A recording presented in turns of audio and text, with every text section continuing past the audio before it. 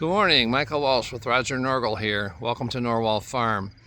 If you haven't already, please subscribe to our channel. We're at 977 subscribers, close to 1,000, so we really want to hit that 1,000 mark. So if you would, please hit the subscribe button. Also, ring the notification bell to be notified of any new videos, and hit the like button. That helps our channel. Please leave us a comment and share this video with a friend. Today we've got several different things. Spraying the hay field that's directly behind me. We're turning that into pasture, so they have to spray it today to kill the alfalfa. And then in about a little over a week, we're going to use no-till drill and plant the new pasture seed. We're in the midst of breeding season with the rams, and we're still monitoring the goats that are across the road. So thanks again for joining us at Norwal Farm, and let's get started. All the ewes are over there. There's a ram walking towards us. That's Lambert, the Ile-de-France. He's not with the breeding group. And we've got Lamborghini. He fully recovered from his injury. He's doing fine. So Cracker, the Dorset ram, is out there with the ewes, along with the two guardian dogs. Then Joel and Heidi are here with the rams, and they're on a little bit of grass. There's enough here for the four of them. But we're also feeding them some dry hay. The rams are just on maintenance. They don't need any extra nutrition right now, nor does Joel. We're not going to use Joel this year. We're going to hang on to him as we need replacement does. We'll breed him to the older does. He's got some daughters in the breeding herd now, so can't use him for those. But he's a good buck. We'll hang on to him. And Heidi's 15 this year. She was 13 when we got her. But she's still doing good, doing her job. So, like I said, the rams are in good condition. Lamborghini's good and friendly. Arnie and Lynn from Utopia Farms raised him, and they did a good job. They raised Cracker too, and they're both pretty friendly, easy to handle. This time of year, though, or always, we watch them because you can never really trust a ram. But they've never shown any signs of aggression. Lambert, he's pretty wild. He was never handled much, and he's okay to be around, but if you go to try to catch him, he runs from you. But this guy's a big pussycat. He's a good boy. Heidi, once you get her caught, she's fine, but she does not like to be caught. Try to catch her, you usually have to corner her in a pen or something, get a halter on her. Once you get the halter on, you can do anything you want to with her. But out in the field, she doesn't want to be caught. But these guys are doing good. So we'll get the grain for the ewes out in the pasture. So this is the October group of ewes. They're doing about 6 weeks, so we have started them on grain. And then also the January group are being bred now. They've been on grain for a while, flushing. So they're all getting about a half a pound per head per day. Put it on the plywood so they're not eating it off the ground. I just moved it over next to the fence because otherwise they knock you over when you walk out there. But they're in good condition. About the 10th, about another week or so, we'll have some pasture ready down by the millers. We're going to divide these. The ewes will be vaccinated for Clostridium perfringens, C&D, and tetanus toxoid. The October ewes will be. It'll be about a month before they're due to lamb. At that time, the 3 that was scanned for singles and the ewes that are being bred will go down there. They'll continue on a half a pound of grain per head per day.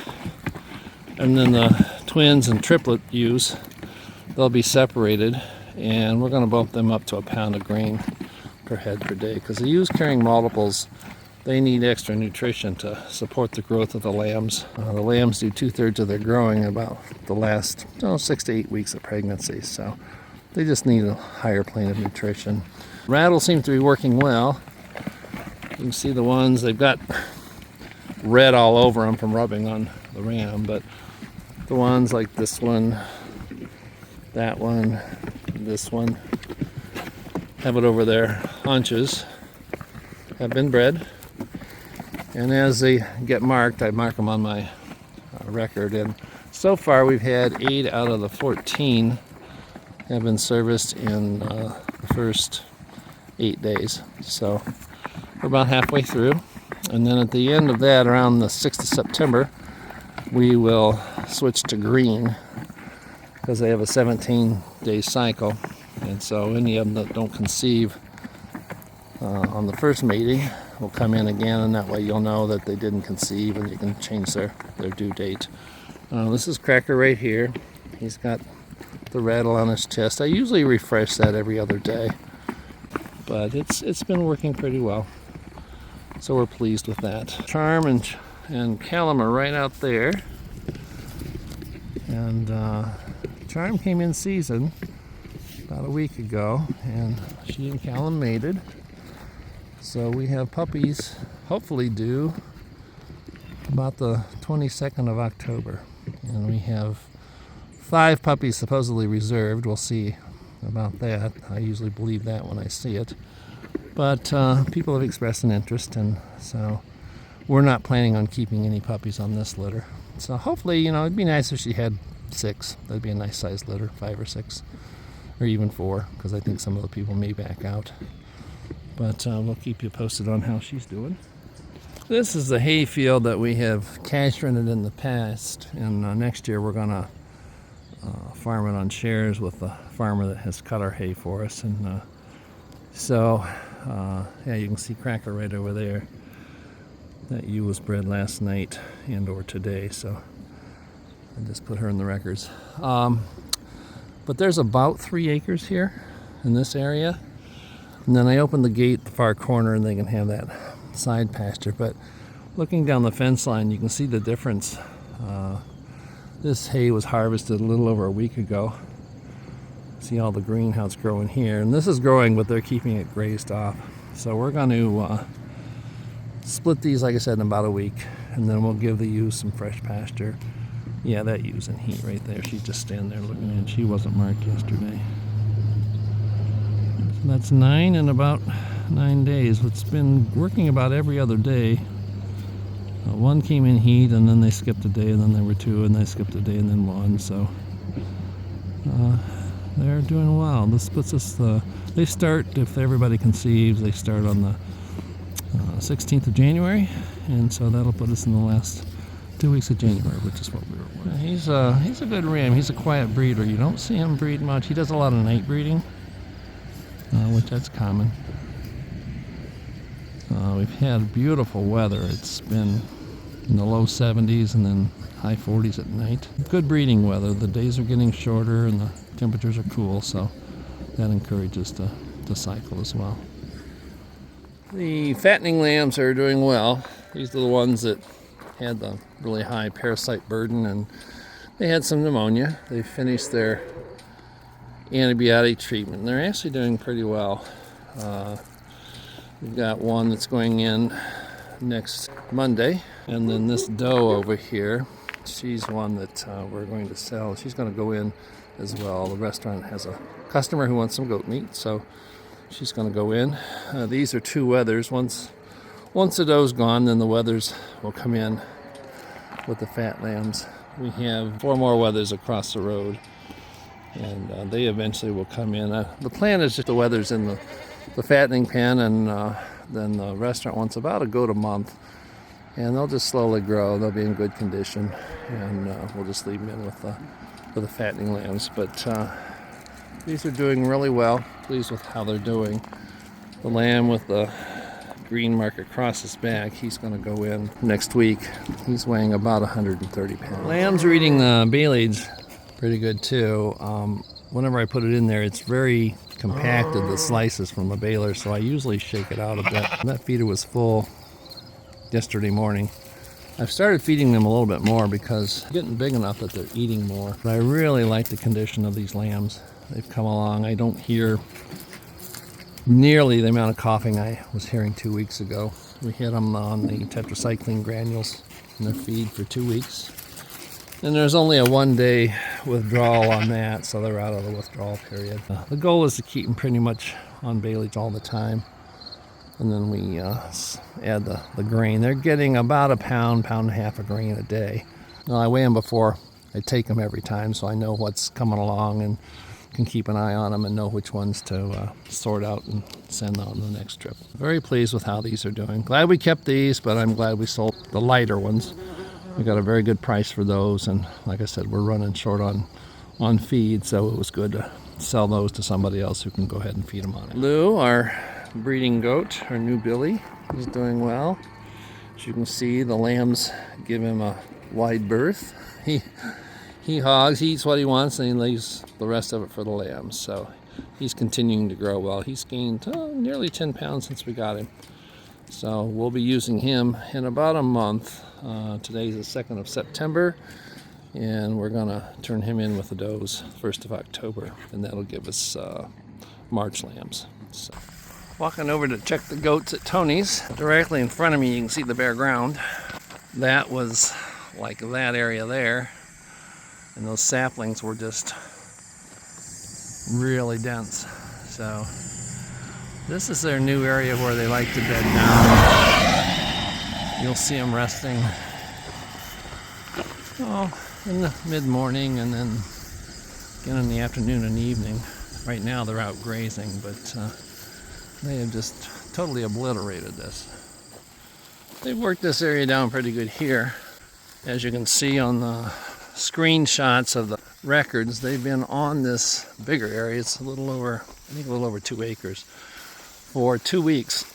Based upon the vegetation, they'll be here at least another 1 to 2 weeks, probably 2 weeks. They've got a lot of brush here yet to clear off. So they're getting as much as they want to eat. And like I say, they'll graze a while and then they'll go up and they'll rest and take it easy. Got some dog food with me for Garrett if I can find him. But you can see how dense that is in there. We'll walk around this, try to find Garrett. Garrett!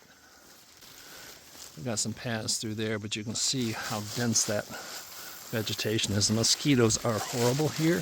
I got a mosquito net on around my face, but they have been terrible this year. We're on the back side of this. See, there's a lot of vegetation out there, so we're thinking that they've kind of trampled down, but at least a week, probably 2 weeks or a little more for them to clear this out. I still haven't found them. They're probably down here under that clump of trees over there. We found them down here. Not sure where Garrett is. You can see I came around the corner there. There he is. Nope. Garrett, come on. There he is, right back there. Come here, bud. Trick is to get the food down for Garrett without the goats taking it. Come on, Garrett. Here. Garrett, come on. Disconnect this. Yeah, I can cross over. Garrett, good boy. Here, Garrett. Get back. Come on, Garrett. Good boy. Good boy. Come on. Come on, Garrett. Come on. Well, you're on your own. I'm not standing here. He's been fed 2 days in a row, and he didn't come right in, so the goats are eating it. So he doesn't always eat every day. So the goats got a little bonus. Good boy, Garrett. You're full, aren't you? So they'll continue to work on this. Like I say, I think there's at least 2 weeks grazing out there for them. The landscapers are here. They're going to start on the lawn on the front side of the house where they are right now. They will continue on and go around the back side about over to there, get the lawn seeded, and then they have to finish the waterfall and the pond. And once that's finished, then they will finish the lawn on this side, and then that should be about it for this phase. Here, I don't know, they may put some trees in here yet, I don't know for sure. You can see they're tilling the ground up here. They're going to seed this to grass.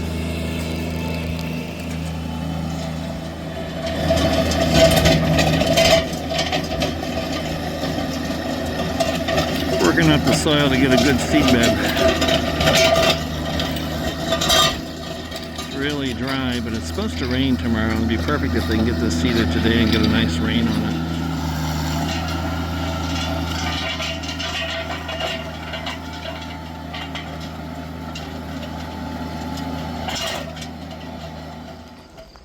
getting the seed bed prepared. They've skimmed the rocks off of this half, which they're right there. You can see the row of rocks behind the skid loader there. So they're planning to get this all seeded today because we're supposed to get up to about a half an inch of rain tomorrow. They're forecasting. Hopefully we do. But they want to get all this seeded and covered so that the seed gets a good start. They've got the grass seeded and some of the stepping stones down. So now they're putting down the straw mat to cover this. And they're going the whole length in front of the house here. So we're supposed to get some rain tomorrow, which would be perfect. Get a nice, easy rain on this, and then we can keep it watered after that. So that'll be nice to have the lawn established. They finished their seeding work for the day. I'm out here on the front side of the house. They put 3 different varieties of grass down, then a cover crop as well. This will all be mulched in here, and there's going to be some of the stepping stones which are covered up right now, but there'll be stepping stones here as well, going over to the other stepping stones. So this is all done. Coming around the back side and up even with where the cement pad is for the mechanicals. So this was our goal for today, and it's supposed to rain most of the day tomorrow, I think, and then again on Thursday night. Hopefully it's a nice easy rain. So they got this all covered, so it'll be nice to get that grass growing. And then this is the back lawn, and they have to finish the water feature, the waterfall and the pool. That has to be finished, and then once they get that completed, then they will do the same thing on the back side, starting up there at the drive, coming all the way around with the grass around here. So we're getting there, and once all this is done, then the last thing to do is the patio, the big patio that will be out in front of the house. And that'll be done later this fall. Freya had an injury to her ear. We think it was from rough playing with Chloe. We didn't see it happen, but she developed what's called a hematoma, and you can see in the pictures there. So she had to have it repaired. Come here, Freya. Here, sit. Freya. So she's got a little pad sutured on the underneath side of that one ear. We had to lance the hematoma, a blood blister, because if you don't, the ear crinkles down there. You can see it right there. So in the center of that pad, there's a little area cut out of the pad, and then beneath that, there was an incision that we took the skin off the lower side to drain the hematoma. And so we leave that stitched for 3 weeks and then take it out. That's a technique I used to use when I was in practice. I've never had it fail, so I don't have my license anymore, so I couldn't do the procedure, but they were kind enough to let me be back there when they did the procedure, and I showed them how to do it, and it's working really well so far. So glad we got that done. So it's been about 4 days since surgery, and Freya's chilling here with me a little bit. So we want to thank you for joining us at Norwal Farm.